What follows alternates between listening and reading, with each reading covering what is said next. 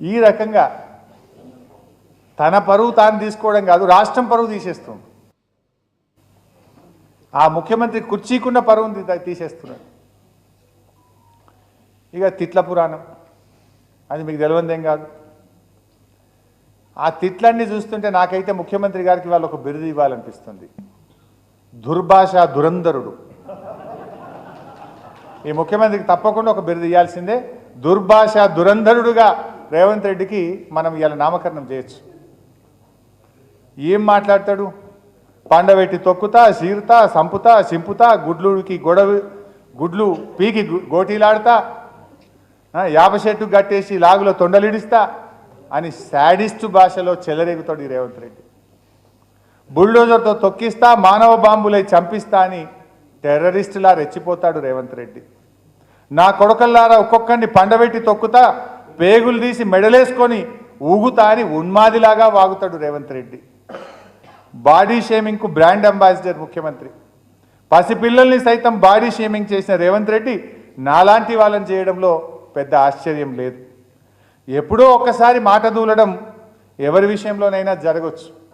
కానీ ప్రతిసారి మాట దూలడం, మాట్లాడితే బూతులే మాట్లాడడం సీఎం రేవంత్ రెడ్డికి అలవాటు అయిపోయింది. రాజకీయ పరిభాషను దిగజార్చడంలో ఈ రాష్ట్రంలో ఎవరన్నా ఉన్నారు అంటే ఆ ప్రథమ స్థానం రేవంత్ రెడ్డికే దక్కుతుంది. ఆ ఎనుముల వారి నోట జాలువారిన ఆ ఆనిముత్యాలను కూడా ఒక్కసారి చూద్దాం.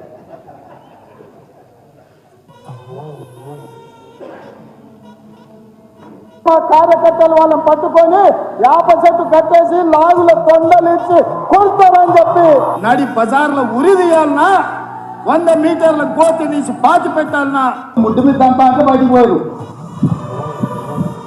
లోపల నా కొడుకులు ఛానళ్ళు ఉన్నాయి కదా అని అడ్డగోలు చేస్తే చూసుకుంటూ ఊకుంటా అంటారు.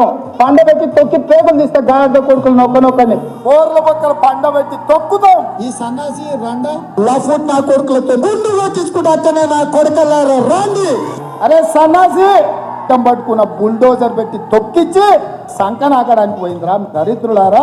పడన బుద్ధి లేని గాడిద కొడుకు శిష్యుడు గురువు అని మాట్లాడితే బుద్ధి మీద పెట్ట అంత వింటే మనం కూడా చెడిపోతాం. పని